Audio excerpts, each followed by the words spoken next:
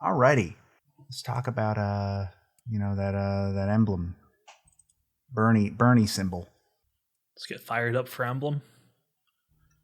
Well, I wouldn't go that far.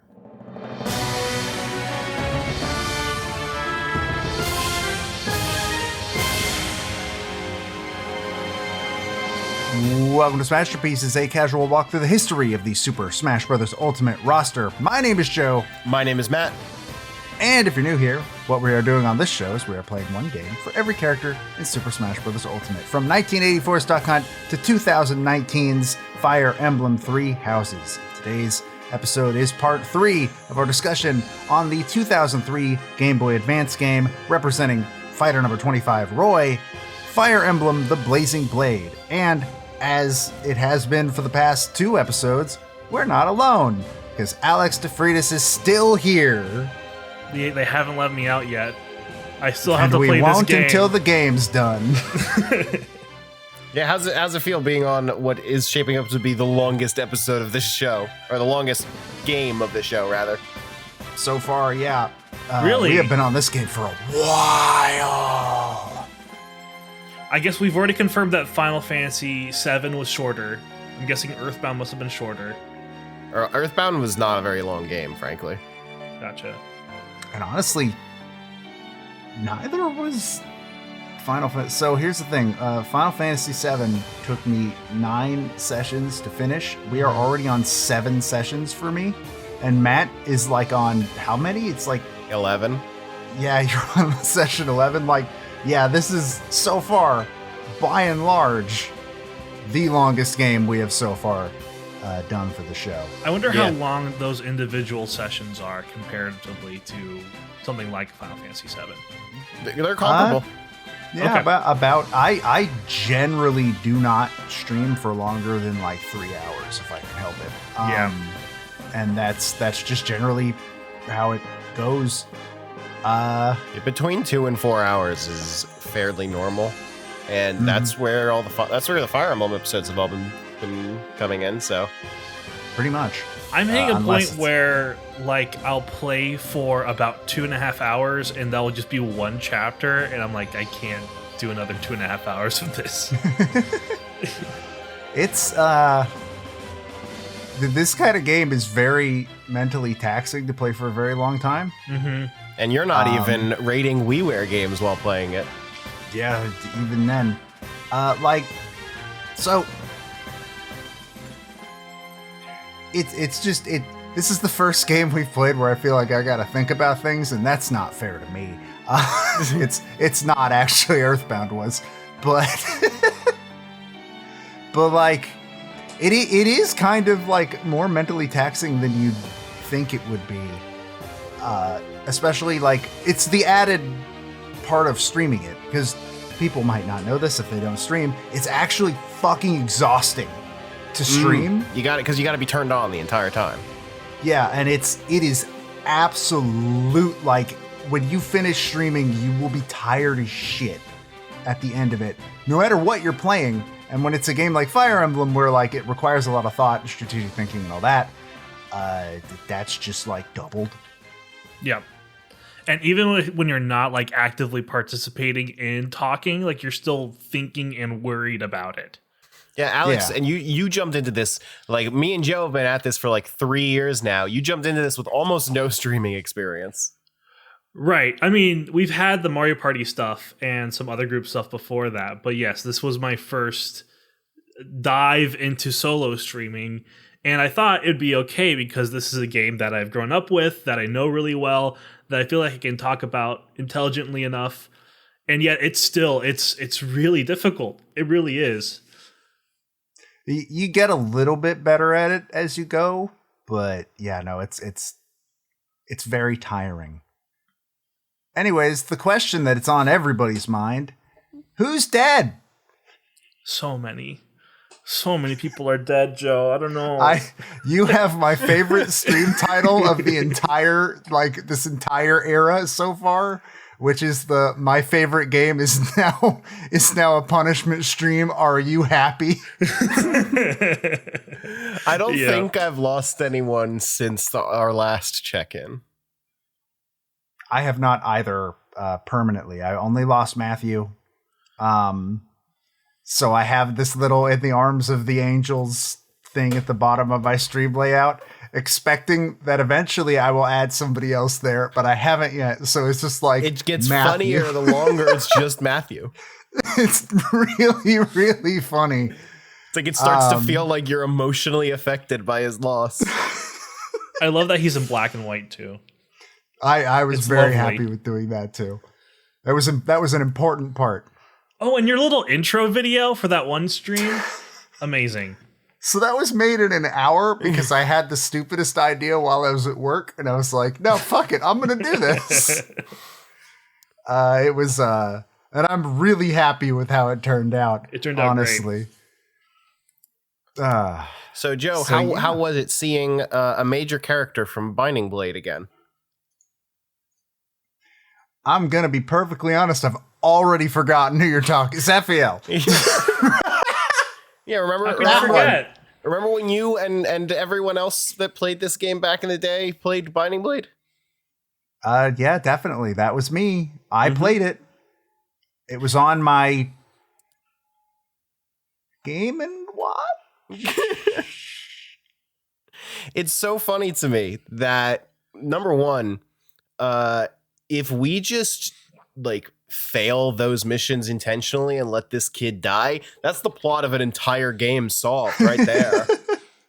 Well, you get a But- game over. You can't actually let that happen. You get a You game don't- over because doesn't there's need no to more happen, yeah. problems. But then number two, they decided to make the first game that was going to get localized be so intrinsically linked to the previous one. Yeah, Like, it's really So- funny. Zephiel gets so much screen time here, and you're never gonna see him again. This There's is an the entire arc. map about keeping him from dying. An entire map. Mm-hmm. The Black Fangs arc in its entirety is really weird, because this game has to fit in with the previous game, and there are traditions, let's say, in Fire Emblem, and one of the long-lasting ones is that you have to fight off like 4 different generals, but this game can't have a cross-continental war. So you have to fight against 4 different assassins that belong to the Black Fangs group, which is like a Robin Hood-esque troop of people who steal from the rich and kill like corrupt politicians. I thought you were about to say steal from the rich and kill the poor. Yeah, you can't fight like the 4 legendary riders or the 4 great generals. Instead, you fight the 4 family members from H&R Block. Sure, exactly. All read by Brendan Reed. Brendan Reed. I can't fucking he's believe that's his incredible. name. I can't believe that's his name. With his sons, Lloyd and Linus. Yep. Lloyd Reed and Linus Reed. And then there's Ursula, I guess. Ursula is there, Yeah. theoretically. Hi there, everybody. Welcome. Well, I'm Brendan Reed, and with my sons Lloyd Reed and whatever the fuck Linus the other one's name Reed. is already, Linus Reed. I would like to welcome you to my department store that I own and run out of this small town in West Virginia. Don't like, for- fucking. Don't forget my wife Sonia, who's definitely not evil. Which No. actually, Joe, you just didn't get it to see the resolution of that. Oh, that's right. The side chapter you missed at the end That I is barely missed. Barely missed. like it's the resolution of the Black Fang arc. You're literally not going to see that ending. That's stupid. That's a bad place to put Yeah, that. Brendan, like Sonia, it disappears now. So Sonia and Brendan Reed just don't die? Like, they don't explain that at least off Like the screen? very next thing that Joe's gonna see is Sonia getting randomly killed by Limstella. Really? Yeah, that's the very next thing that happens. You see, I've never played this without having the side quest. Why would you make that an optional? What? They made it an optional chapter because the chapter sucks.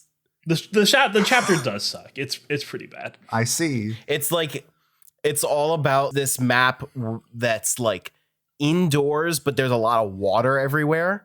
and you're like going from platform to platform over the water. And the gimmick is that every couple of turns, the bridges between the platforms appear and disappear Oh, good. at random. Great. That sounds fun. And also, Yeah, I'm Sonya kinda has glad a I didn't do tome to attack you from halfway across the map. Every fucking boss in this game has that. At least for the past, 4 chapters. So there's a really easy way to deal with it. Just take your character with the highest resistance, put them in range, and then just skip the next 5 turns. Or, alternatively, I could send the God Killer Florina into the room, and then everything will die. Oh yeah, you can't do Wouldn't that it be because there's only like one tiny little doorway into where Sonya is.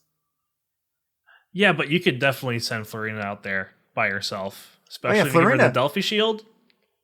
You can throw Florina, my Florina, into a doorway, and it can be the best choke point the enemy's ever gotten. None of them will touch her, and they will all fucking die. I've gotten my wish. Florina is the killer of gods, mostly, unless a magic user with good accuracy or somebody with a bow comes up. I haven't actually tested her against bows. I'm terrified, and I'm gonna not do that. Oh, you missed the Delphi shield, it sounds like, from Probably. the last map. Yeah, it's an item that you can hold, and your flyers will not get will not take effective damage from bows. Actually, I wonder if I did miss it. I killed all the thieves, but the thieves got all the items before I did. I guess I'll go check. But I don't fully. I know I got 2. I got the rescue staff, and I got It's in the get Guard the Zephiel boots? map, right? the Brave Lance because Florina got the Brave Lance. She's the one that killed that thief. And so when I put her up against Ursula, she got 4 attacks in 1 turn.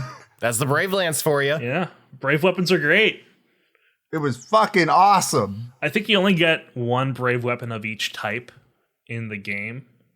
So that's how they balance it. But yeah, they're amazing. It was beautiful, and I loved it.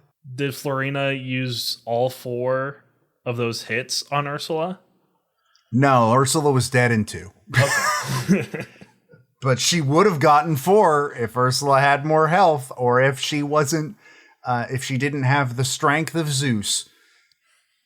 Well, Pegasus Knights just have like ridiculously high speed, so they're always going to double. So you give them a brave weapon, and then that's it. They go forever. It's good. It's very good. I'm starting to like. So one thing I don't like about Classic Fire Emblem, as far as I'm aware, this does not change for a while, and I'm just gonna have to get over it, and that's fine. I don't like the shops being on the maps sometimes. I don't think I don't think we play another Fire Emblem game that has that. Is this the only one we played? Yeah, Path of Radiance has shops in the menus, right? New Mystery Dang. might, but Path of Radiance, the shops are in the menus before battle. Okay, that's good. I don't like it. First of all, I don't like how you send one character in there and it's like, well, I mean, I could buy all this shit, but like now it's in this character's inventory and I have to go trade it to this. It's a pain in the fucking ass. But also just like, oh man, I'm running out of weapons. I hope there's a shop on the next map. There's no way to tell. I hope. Yeah. And I think that is my biggest problem with the game, is that just the system of buying shit kind of sucks. It also means like you need to keep a really good mental list of what it is you need to buy, because like as soon as I get to that shop, I've forgotten my entire inventory. Oh yeah, every single time I forget what I'm supposed to buy. My go-to method is to just buy a couple of irons of each weapon and then just a crap ton of hand axes and javelins, because I know I'm going to burn through all those. That's fair. But I believe in Sacred Stones, which is the following game on GBA, you can buy like basic weapons in the menu and in like the battle preparation screen, and then like the more interesting stuff like killing weapons and silver weapons you might find in shops and the maps. See, that I'm fine with. That sounds fine. It's the fact that I can't buy any weapons at all. Right. Outside of the maps that have an armory on them. Yeah, is my problem. Like special powerful weapons should be limited, but like literally I just want an iron sword. That's all I want. So Yeah, I should be able to buy that at any time. This character just needs a sword. I don't care what it's made of. Just I need to give them a sword. That's it. That's all I need. I don't hate breakable weapons in Fire Emblem. I think it's a good way to balance things, but I just wish that all iron weapons would be unbreakable. Because you're never going to not want those. I think that would be a good way to, like, I think that would be a better way than, was it Fates that just fucking got rid of breakable weapons? One of them, I think breakable weapons are a very, like, yeah, they're a pain in the ass, but they're supposed to be a pain in the ass. Like I feel like you should always have the, like, a weak option. Oh no, I agree. Like there should Breath be of the Wild. There should exactly. There should be a type of weapon that just when you have it, it lasts forever. But it's the weakest version of that weapon. I think that would work just fine. And iron swords and iron axes and whatnot are great candidates for that. And yeah, other than that, like, I mean, the plot has happened. Zephiel sure exists. He's there. There he is. But one thing that kind of surprises me, actually, more than anything, is, like, for me specifically, this is weird. None of the music has grabbed me. Like, at all. I don't think any of it's bad, but also... Oh, yeah, I don't think it's bad. I just don't... It leaves my brain the instant the game turns off. I do think that this has some of the least memorable music in the franchise for me. I don't know how to relate to you all because this is the game that I grew up with, and all this music like has a ton of meaning to me, and will probably never leave my brain. Alex, come join me in the Donkey Kong 64 corner. Yeah, so, I mean, like, I'm not going to say that it's Grant fantastic. Kirkhope and say, oh yeah, no one remembers that music. Name one other song that's not the DK rap. There's the one that goes dun dun dun dun dun dun dun dun dun dun dun dun dun dun dun. Yeah, which one is that? I think that's The Factory. Yes, actually. Jungle Japes. Jungle Japes is cheating. Yes. See, I don't know why. It's just like I can remember the battle music, like the fight scene music, because it's in Smash.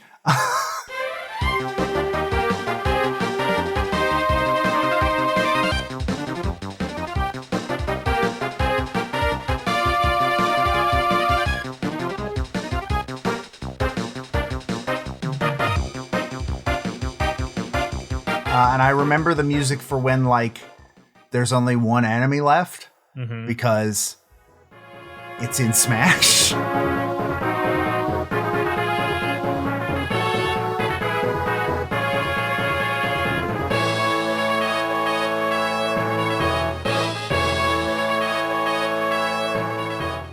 But that's like it. I could Together not We name a Ride. single Come other on, one. that one's when you recruit a new Oh character. yeah, that's in Smash too.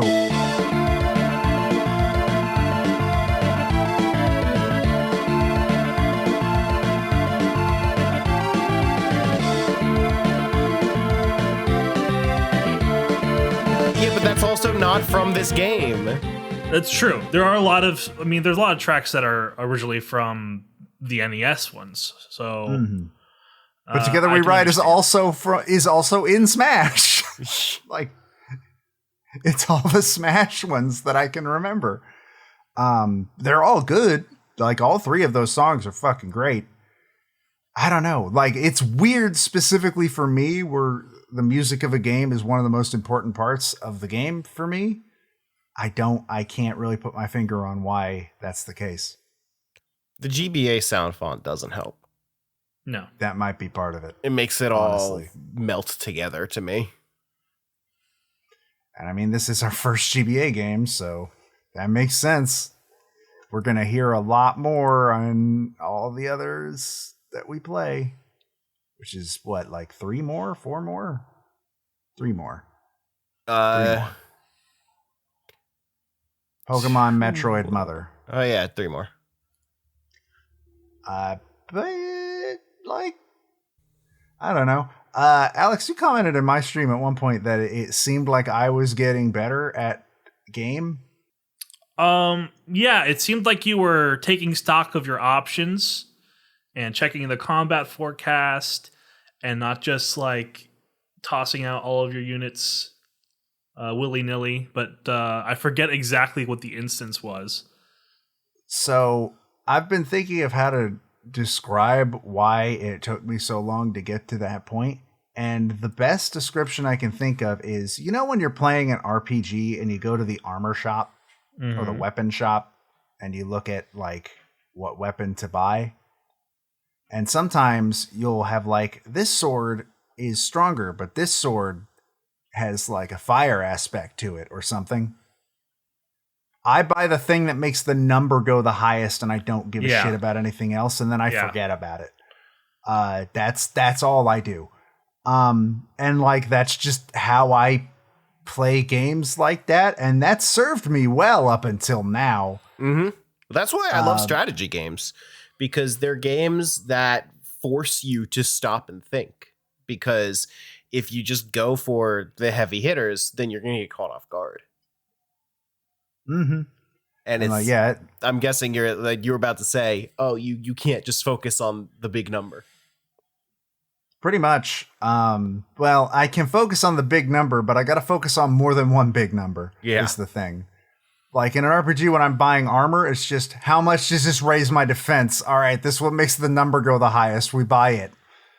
But now I've got to focus on like, all right, how much damage will it do? Will this kill? How much damage will they do to me? Can this double? Will it be double? How much of a chance do I have to miss? Mm-hmm. How much of a chance is there that one of us is going to crit? And it's just, there's a lot. And there's also, and frankly, there's the decision of I'm taking a risk and I know this might not work. Yeah. Which has happened a few times. I don't think my last session had a single quote unquote death, which I think might be a good sign. I didn't lose anybody, but getting the hang of things. I think I'm getting better just in time for the game to end and for me to forget all of this between now and Path of Radiance. Well, I think also your team is just really, really strong at this point. Yeah, Florina and then the rest of them. Yeah, you've trained them up to be pretty good. And I think this is the part of the game where I find myself losing a bit of interest. Like, it's still fun, but in the mid-game, especially, where the maps are interesting while you're also not powerful enough to just steamroll the maps, is where the balance is the best. And now we're getting to the point where you're going to have to deal with a lot of those long-range tomes. You're going to have to deal with a lot of like the sleep staffs and the berserk staffs, and it's really annoying. And this following map is just going to be a barrage of enemies over and over and over, and so it's going to be a long one. I just want to like prepare you. Cog of Destiny is a long map. Yeah, it's unfortunately the only, because we were talking a bit about how it's very difficult to balance a game like this, because like it's a very, very thin line between too easy and too hard. Mm-hmm. And the only way that they can really confidently do it is to throw that bullshit out at it. Yep. I will, like, you've mentioned that this is about the point where you kind of start to lose interest. I'm going to be real. I'm so ready to be done with this game. I don't know how much of that is just we've been on it for a really long time. In fact, that's what it is mostly. The real life length fatigue is definitely getting to it. For sure. I think that's pretty much the whole reason, is that I'm ready to get to another game. And we're playing it in a way that it was not designed to be played. Like when I play Fire Emblem, I typically, if it's getting hard, if it's draining me, then I'll pick up a map or two. put it down, and then pick up another map or two later in the evening. You can't do that with a stream, unless you were planning on doing multiple streams in a night, which is just very, very draining. Oh God, yeah, no, I would rather die. It's 100% just like we've been on this game since what, like August? Oh man, has it been that long? It's been a while. I don't know if it's been that long, but it has been a really long while since we started this game, and like I'm just ready to finish it. Which we're almost done. We only have one leg left entirely. We released the Wind Waker episode in July.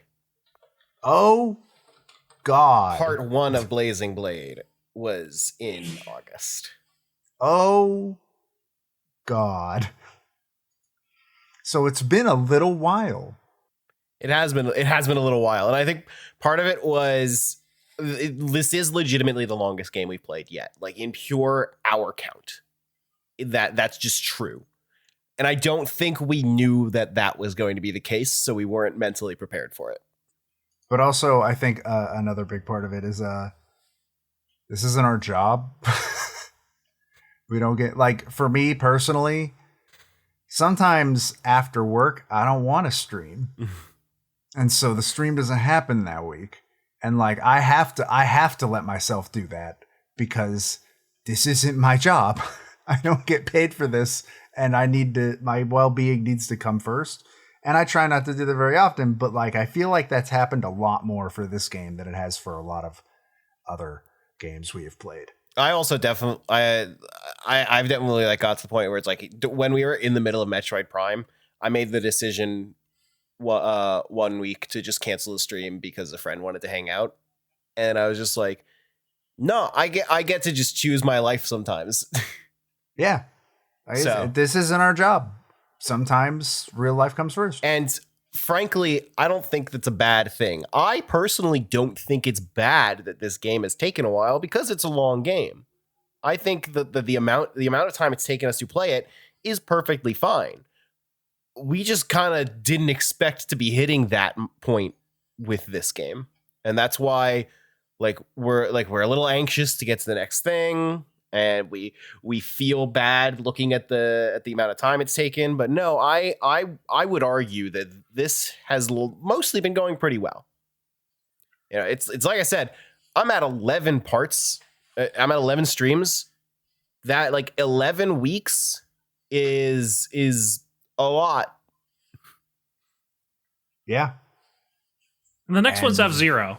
That's going to be easy. The next one's F-Zero. That'll be like 1 to 2 streams, hopefully. But then Pokemon's going to take a little while. Pokemon might take a minute. It might, but it's also like kind of brain dead for us at this point. Yeah, it's not exactly going to be a difficult game. But like, I think because like I didn't experience this fatigue with like Final Fantasy VII, despite it taking around the same length now. But like that's because Final Fantasy VII we had cheats. Yeah, it's not that difficult. We had cheats, and also like I don't know. I feel like more happened in FF7 than happens in this game, because like from what I've, and maybe I'm completely wrong. The narrative isn't really the focus of Fire Emblem: The Blazing Blade.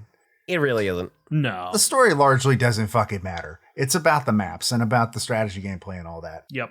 I talked a little bit with Matt about this. It's like my expectations for a Fire Emblem narrative is that the characters are fun and like have good designs and have neat abilities, interesting class variety, and then that the narrative is interesting enough to hang good maps on.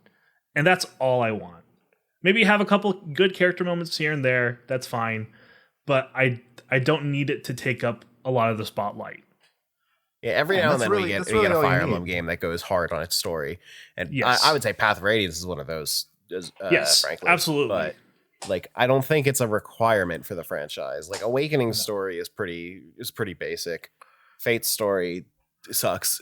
It's garbage. Its story is really bad. New Mystery is not going to be a very very fleshed out story, and that's fine. It's just a matter of like this one is a lot. And frankly, like the sheer number of maps in this is also pretty high. Like Yes. counting bonus chapters, like you're going to get close to like around 40 maps in this one.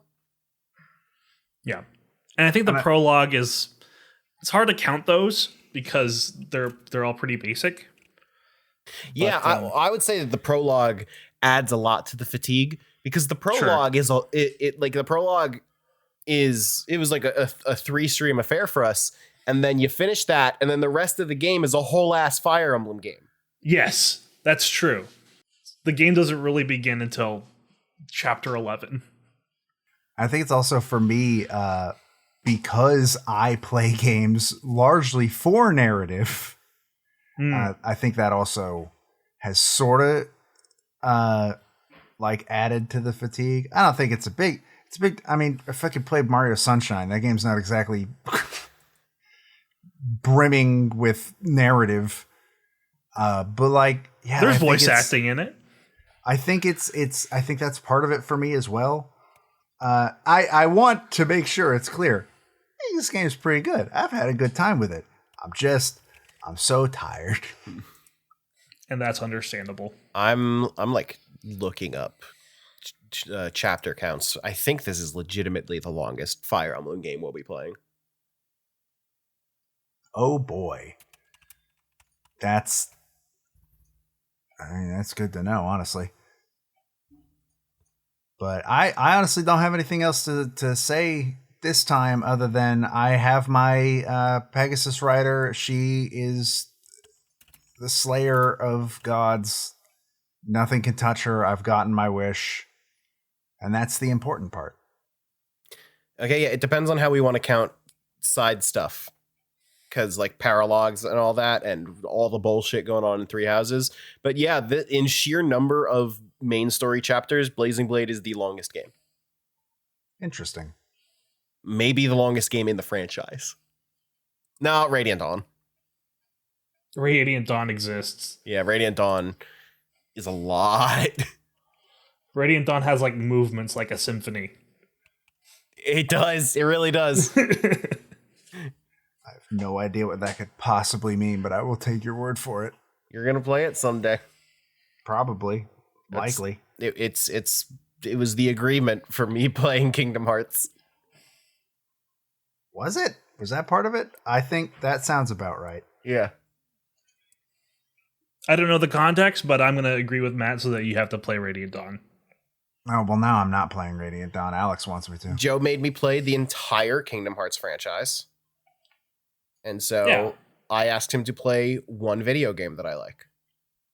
And I said no. Now play Birth by Sleep. But yeah, that's all I got. I don't know if you guys have anything else you want to bring up. I think we covered it. Do you feel bad for Nino? I feel bad for Nino. I feel really bad for Nino. You missed the scene where she finds out that Sonya wasn't her real mother. Oh, then yeah, I don't feel bad for Nino at all. She hasn't proven her usefulness to me yet, and therefore I have no reason to feel bad for her. Sonya, wow, you're just like Sonya. Sonya killed Nino's real family and then kept her around because she's probably good at magic, I guess. And then she wasn't. Nino also doesn't know how to read. She does. Well, yeah, I knew that. I knew that because of Fire Emblem Heroes. Yeah, the in Heroes, like she's holding her tome upside down. Beautiful. Yeah, I knew Nino from Heroes before this. I didn't know she was in this game.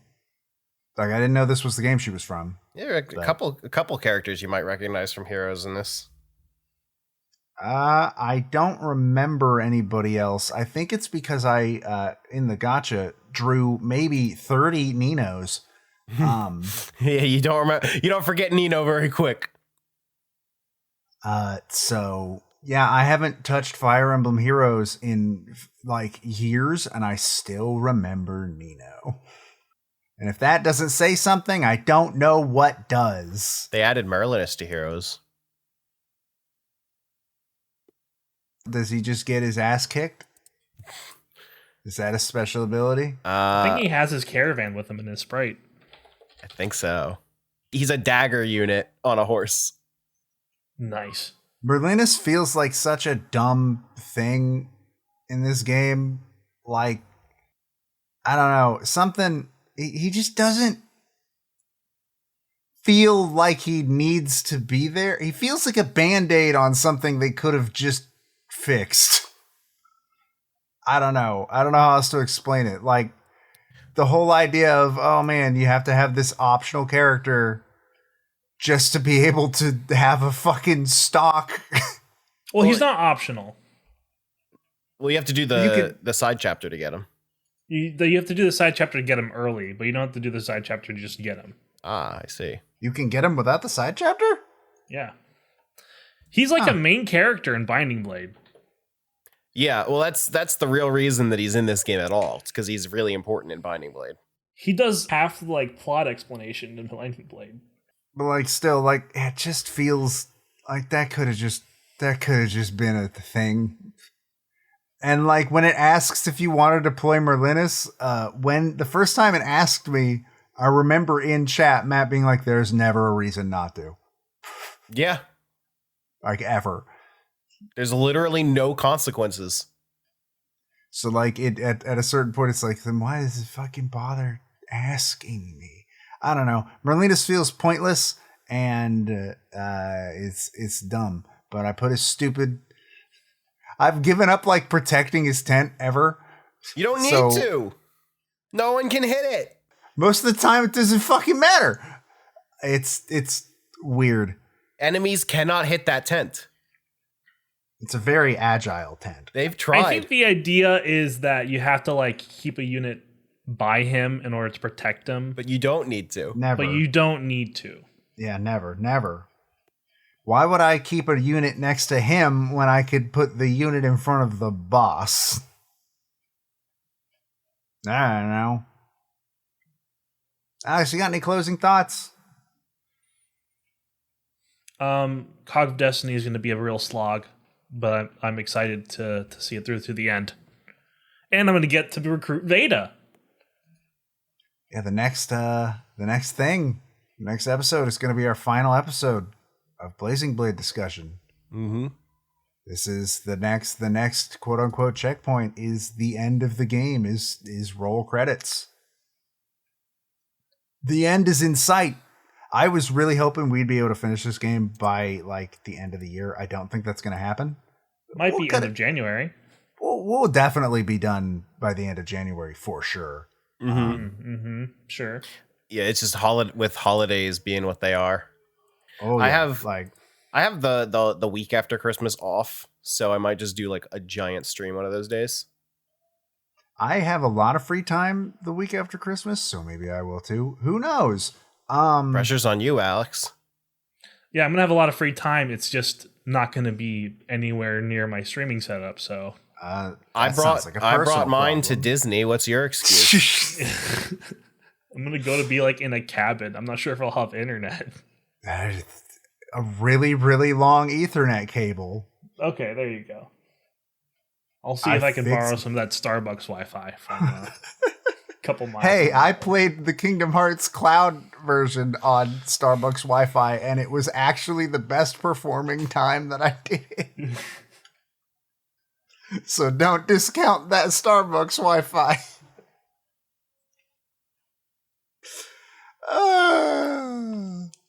Anyways, you can find this show, the one you're listening to right now, I hope. Otherwise, I'm very worried about you.